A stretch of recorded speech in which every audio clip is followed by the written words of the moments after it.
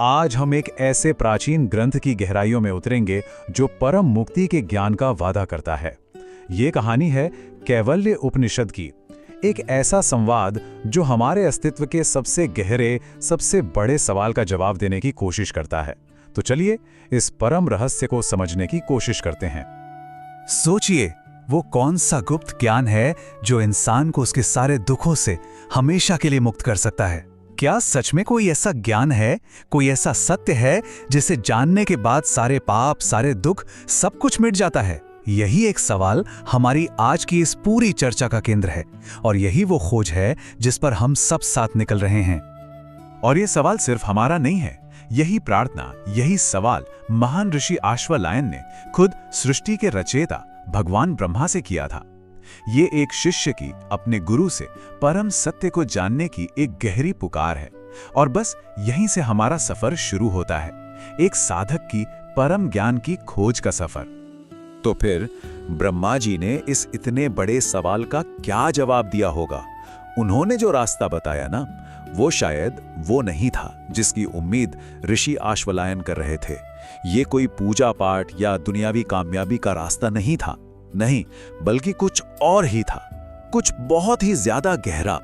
देखिए, उपनिषद यहाँ पर बहुत साफ साफ बताता है कि सच्ची मुक्ति यानी अमरता दुनियावी चीजों से नहीं मिल सकती। कर्म यानी एक्शंस, संतान यानी प्रोजेनी, या फिर धन, इन बाहरी रास्तों को ये विफल मानता है। और इसके ठीक उलट जो रास्ता सफल होता है वो है त्याग का, भक्ति का और ध्यान का। ये एक बहुत बड़ा शिफ्ट है, बाहर की दुनिया से भीतर की दुनिया की तरफ। ये श्लोक समझिए, इस उपनिषद का दिल है, इसका सार है, एक बहुत ही पावरफुल डिक्लेरेशन कि सच्ची आजादी बाहर की कामयाबियों में नहीं, बल्कि अंदर के वैराग्य में, त्याग में है। और हां, यहां त्याग का मतलब सबको छोड़कर जंगल भाग जाना नहीं है। इसका मतलब है उन चीजों से अपनी पहचान को अलग करना जिनसे हम इमोशनली जुड़े हुए हैं। तो ये जो त्याग है ना, ये कोई पैसिव स्टेट नहीं है। मतलब ये सिर्फ चीजों को छोड़ देना भर नहीं है, इसके साथ एक एक्टिव प्रैक्टिस जुड़ी हुई है, एक प्रोसेस जिससे अंदर के सच को खोजा जाता है, और उसी प्रोसेस का नाम है ध्यान, मेडिटेशन। उपनिषद इस ज्ञान पाने की प्रक्रिया को समझाने के लिए एक बहुत ही खूबसूरत मेटाफोर का इस्तेमाल करता है, ज्ञान मंथन। ठीक वैसे ही जैसे पुराने जमाने में दो लकड़ियों को रगड़कर आग पैदा की जाती थी। यहां पर जो नीचे वाली लकड़ी है वो है साधक की अपनी आत्मा, ऊपर वाली लकड़ी है पवित्र मंत्र ओम, और इन दोनों को रगड़ने का जो काम है, जो मंथन है, वो है ध्यान का अभ्यास, जो आखिर में ज्ञान की अग्नि को जलाता है। ये दिखाता है कि ज्ञान कोई पैसिव चीज नहीं, बल्कि एक एक्टिव क्रिएशन है। और कमाल की बात यह है कि ये कोई वेग प्रोसेस नहीं है। उपनिषद ध्यान के लिए एक बहुत ही practical step by step guide देता है। सबसे पहले एक शांत, शुद्ध जगह ढूंढो, फिर एक आरामदायक आसन में बैठो, अपने सिर, गर्दन और शरीर को एकदम सीधा रखो, अपनी सारी इंद्रियों को, अपने सेंसेस को काबू में करो, फिर पूरी भक्ति और श्रद्धा से अपने गुरु को प्रणाम करो, और आखिर में अपने दिल के अंदर, जिसे हृदय कमल कहा गया है, उस शुद्ध आत्मा पर ध्यान लगाओ। ठीक है, तो ध्यान कैसे करना है ये तो हमने जान लिया, पर सवाल यह है कि इस गहरे ध्यान का ऑब्जेक्ट क्या है? हम आखिर किस चीज पर ध्यान लगा रहे हैं? अब हम इस सफर के सबसे गहरे, सबसे प्रोफाउंड हिस्से में जा रहे हैं, ये समझने के लिए कि रियलिटी का असली नेचर क्या है। तो आखिर ये आत्मा है क्या जिसका ध्यान करने को कहा गया है? वो क्या चीज है हमारे अंदर जिसे जानने से कहते हैं कि सबको जान लिया जाता है? चलिए देखते हैं कि उपनिषद इसे कैसे डिस्क्राइब करता है। बात यह है कि इस परम सत्य को शब्दों में बांधना नेक्स्ट टू इम्पॉसिबल है।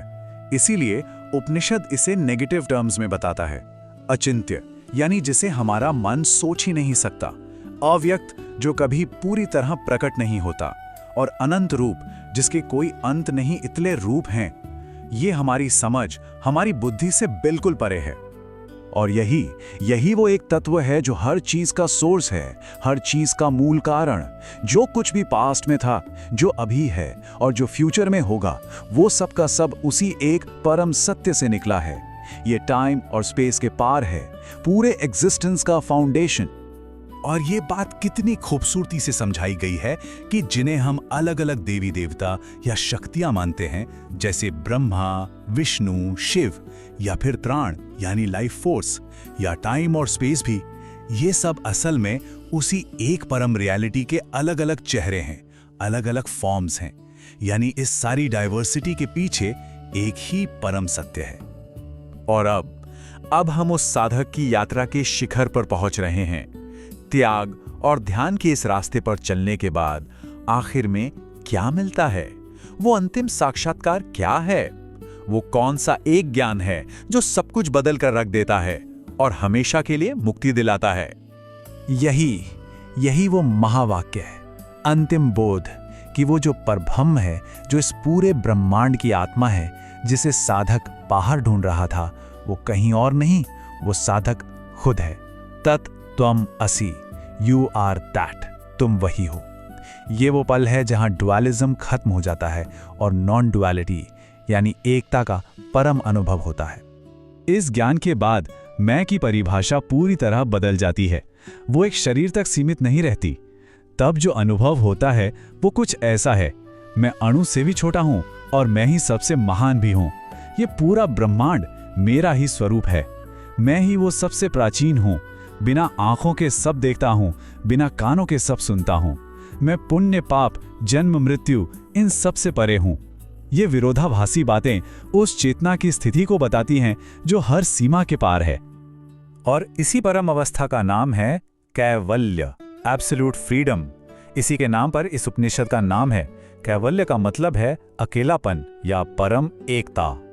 वो स्टेट जहां आत्मा अपने असली स्वरूप में स्थित हो जाती है, जन्म और मृत्यु के चक्कर से आजाद, सारे दुखों से परे। यही ऋषि आश्वलायन के उस पहले सवाल का अंतिम जवाब है। तो इस चर्चा को हम किसी समरी के साथ नहीं, बल्कि एक सवाल के साथ छोड़ेंगे।